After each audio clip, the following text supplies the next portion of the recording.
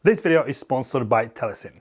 Viltrox are the brand that is growing and they are producing some really interesting lenses right now. They're also expanding their very budget-friendly Air series with this new APS-C edition. This is 35mm f1.7 and it is available in Sony E, Nikon Z and this one Fuji X mount. This lens is very cheap, very small and light, but what kind of quality does it deliver? Is the lens worth buying? Is it the lens for you? Keep watching to find out. Firstly, a very quick disclaimer. I have received this lens from Viltrox and I get to keep it, but I was not asked or paid to say anything specific about it, and everything you see and hear in this video is my honest and unbiased opinion about this lens. This new 35mm is a second APS-C lens in the Air series and is following in the footsteps of 56mm f1.7. The other two lenses in the series are 20 and 40mm and they are full frame lenses. They are all very similar size and weight and also very similarly price. This is no exception, but even though it is a cheap lens, it delivers as others really good results. I am not aware of any lenses in this category that actually work as well as this. The overall quality is very good. The color and contrast is good most of the time. In ideal lighting conditions, there's not much to complain about. There's some wild flaring visible and some drop in contrast when shooting with it towards bright light sources. Not unusual and not a deal breaker either. Chromatic aberration is also a little more noticeable in certain situations, rather expected and not unusual in this class. Wide open, the sharpness in the center is very good, with only slight drop off around the edges. Seriously way above average. The autofocusing is okay too.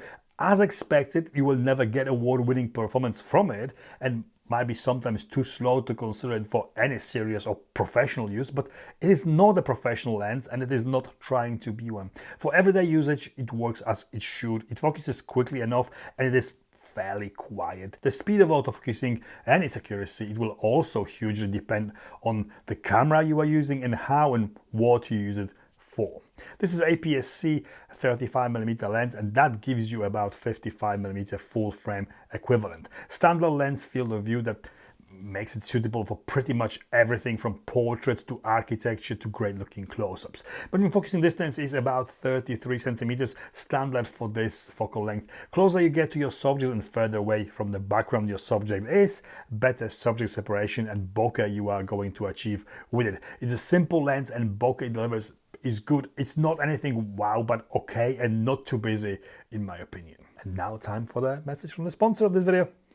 The sponsor of this video is Telesin and I want to tell you about their portable fog machine C40. This handheld device is designed for portability, perfect for adding that extra something to your photos or videos, ideal for adding smoke to product shots or portraits, for example. With this magnetically attachable and detachable remote, you can control smoke density and switch seamlessly between modes like fog, dry ice and steam, all with multi-level control. 3 interchangeable nozzles allow you to shape the smoke better and it is USB-C chargeable. It's very compact and safe. It comes with a nice case for easy storage or transportation. It will run at full power for 30 minutes from the built-in battery and it is more than powerful enough to fill a large room with smoke if you wanted to. Telesin C40 could help you to elevate your next shoot. Check it out.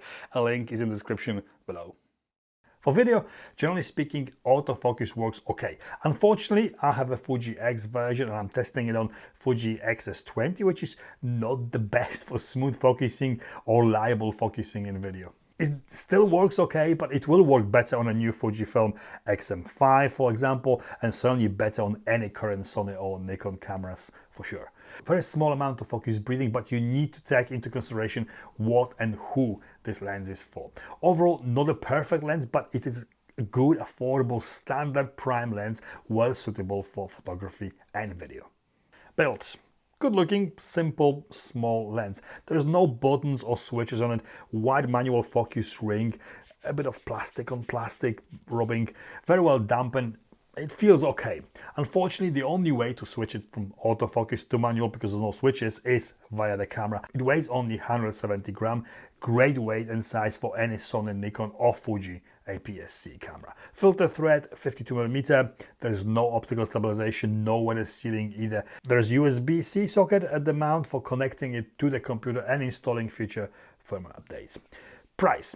Just like all the lenses in the series, This is very affordable, £175 here in UK and $179 in US. There isn't many lenses in this price range that actually work well. Viltrox have really nailed it with these. Great value for money. It has got some little issues, but this price makes it very accessible for anyone. It makes it ideal spur of the moment purchase, a gift, or just a lens to add to your arsenal when you have spent all your money on your camera or simply want to try something different, something cheaper. Conclusion.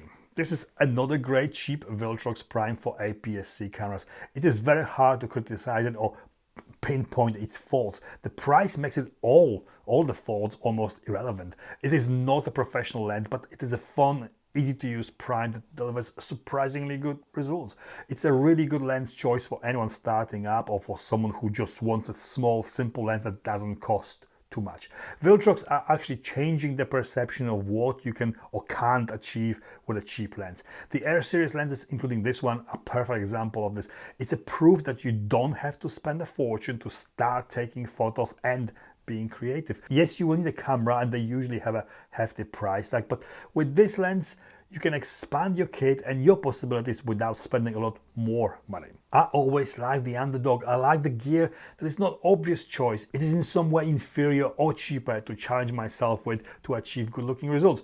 It's not difficult with this lens to achieve good looking results, but it is somehow more rewarding than doing the same with a lens that does the same and costs 4 to 5 times more. I like it and I do recommend it.